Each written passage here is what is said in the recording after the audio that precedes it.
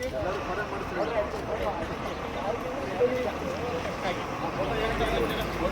ತಿಂಗಳಲ್ಲಿ ಹೊಸತಿರಬೇಕಾದ್ರೆ ಒಂದಿಷ್ಟು ಕುರಿ ಕಾಯುವಂಥವರು ಸಿಕ್ಕಂತಹ ಸಿಗರೇಟ್ ಸಂಧಿಗಳನ್ನು ಆಧರಿಸ್ಕೊಂಡು ಯಾರೋ ಬಂದಿದೆ ಅಂತ ಹೇಳ್ಕೊಂಡು ಆರ್ಮಿಯವ್ರಿಗೆ ಹೇಳಿದಾಗ ಅವರು ಪ್ರಾರಂಭದಲ್ಲಿ ಅಂದ್ಕೊಂಡಿದ್ದು ಯಾರೋ ಟೆರರಿಸ್ಟ್ಗಳು ಅಟ್ಯಾಕ್ ಮಾಡಿದ್ದಾರೆ ಅಂತ ಹೇಳ್ಕೊಂಡು ದೇಶಕ್ಕೆ.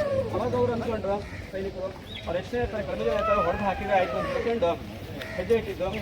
ಹೋಗ್ತಾ ನೋಡಿದ್ರೆ ನಮ್ಮ ಕಾರ್ಗಿಲ್ ಪ್ರದೇಶದ ಒಂದಿಷ್ಟು ಭಾಗಗಳನ್ನು ಪಾಕಿಸ್ತಾನದವರು ಅಕ್ವೈ ಮಾಡ್ಕೊಂಡಿದ್ರು. ಅವಾಗಲೇ ಗೊತ್ತಾಗಿದ್ದು ಪಾಕಿಸ್ತಾನ ನಮ್ಮಲ್ಲಿ ಭಾರತ್ ಮಾತಾ ಕಿ ಭಾರತ್ ಮಾತಾ ಕಿ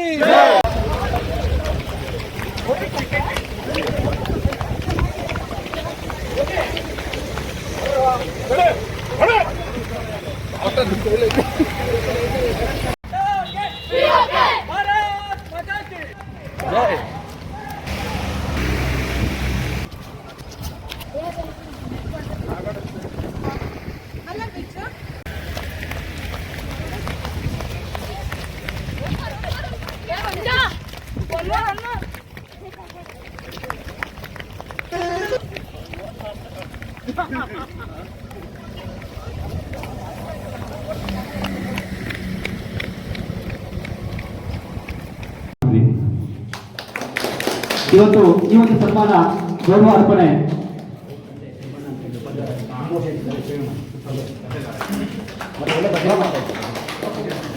ಹಾಗೆ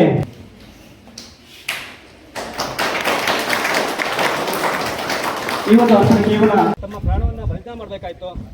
ಅಂಥದ್ರಲ್ಲಿ ಪ್ರಮುಖವಾಗಿ ಕ್ಯಾಪ್ಟನ್ ಕಾಳಿಯ ಇರ್ಬೋದು ಅಥವಾ ಮೇಜರ್ ವಿಕ್ರಮ್ ಬಾತ್ರಾ ಇರ್ಬೋದು, ಸಾಕಷ್ಟು ಮಹನೀಯರು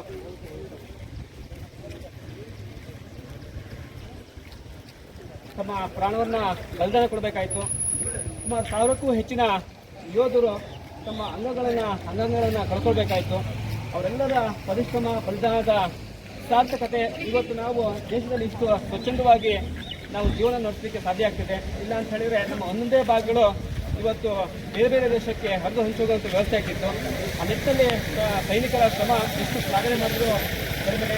ಅಂತ ಹುತಾತ್ಮರಿಗೆ ಮತ್ತು ನಮ್ಮ ಟಿಶರ್ಟ್ ಬಂದಿದೆ ಟಾರ್ಗೆಟ್ ಪಿಒಕೆ ಅಂತ ಹೇಳ್ಕೊಂಡು ನಮ್ಮ ಉದ್ದೇಶ ಪಾಕ್ ಆಕ್ಯುಪೈಡ್ ಕಾಶ್ಮೀರ ಏನಿದೆ ನಮ್ಮ ಭಾರತದ ಭೂಭಾಗ, ಅದು ನಾವು ಭಾರತದ ಭೂಪಟ ಬಿಡಿಸಬೇಕಾದ್ರೆ ಆ ಮೇಲ್ಗಡೆ ಕಾಶ್ಮೀರ ಚಿತ್ರವನ್ನು ಕೂಡ ಬಿಡಿಸ್ತೀವಿ. ವಿಶ್ವದಲ್ಲಿ ನಡೆದಿರ್ತಕ್ಕಂಥ ಅನೇಕ ಯುದ್ಧಗಳಲ್ಲಿ ವಿಶ್ವದ ಒಂದು ಯುದ್ಧದ ಪಟ್ಟಿಯಲ್ಲಿ ಸೇರಿರುವಂಥ ಕಾರ್ಗಿಲ್ ಯುದ್ಧ ಭಾರತೀಯರಿಗೆ ನಿಜವಾಗಲೂ ನಾವು ಆ ಕಾರ್ಗಿಲ್ ಯುದ್ಧವನ್ನು ಗೆದ್ದಿರುವಂಥದ್ದು ನಮಗೆ ಒಂದು ಹೆಮ್ಮೆಯ ಸಂಗತಿ. ಆ ಕಾರ್ಗಿಲ್ ವಿಜಯೋತ್ಸವದ ಒಂದು 25ನೇ ವರ್ಷದ ಆಚರಣೆಯನ್ನು ನಾವಿವತ್ತು ಯುವ ಬ್ರಿಗೇಡ್ನ ಸಾರಥ್ಯದಲ್ಲಿ ಇವತ್ತು ಒಂದು ಮ್ಯಾರಥಾನ್ ಓಟವನ್ನು ಮಾಡೋದ್ರ ಮುಖಾಂತರ ನಾವೆಲ್ಲರೂ ಸೊರಬದಲ್ಲಿ ಇವತ್ತು ಸಂಭ್ರಮಾಚರಣೆಯನ್ನು ಮಾಡ್ತಾಯಿದ್ದೇವೆ.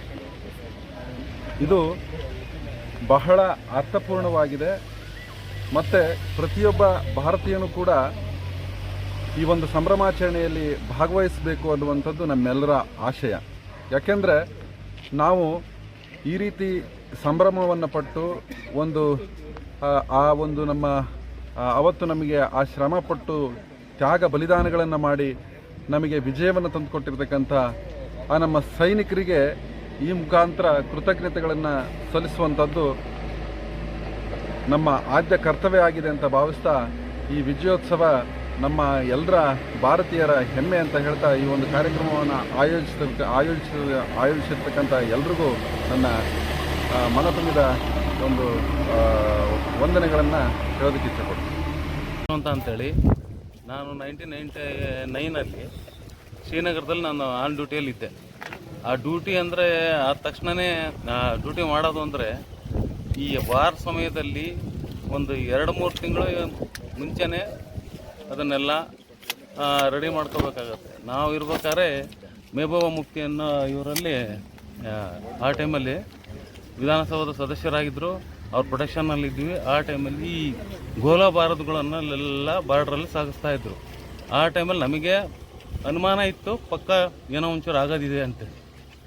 ಆ ಟೈಮಲ್ಲಿ ನೋಡ್ತಾ ನೋಡ್ತಾ ನಮ್ಮದು ಎಲ್ಲ ಪೋಸ್ಟ್ಗಳೆಲ್ಲ ವಿಡ್ರಾ ಮಾಡ್ಕೊಂಡು ನಮ್ಮನ್ನೆಲ್ಲ ದೊಡ್ಡ ದೊಡ್ಡ ಟಿ ವಿ ಟವರ್ಗಳು ಇದ್ದಾವಲ್ಲ ಅಲ್ಲಿಗೆಲ್ಲ ಡಿಪ್ಲೈ ಮಾಡಿದ್ರು.